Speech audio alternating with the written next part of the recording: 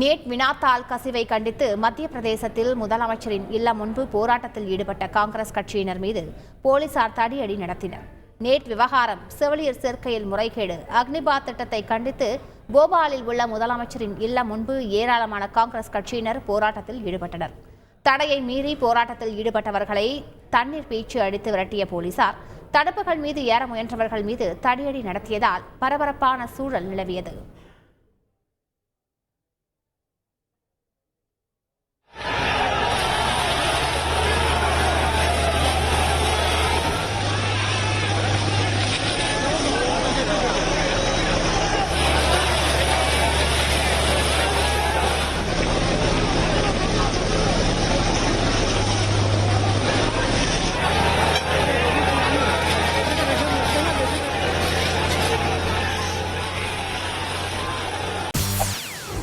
செய்திகளை உடனுக்குடன் தெரிந்து கொள்ள உடனே சப்ஸ்கிரைப் பண்ணுங்க.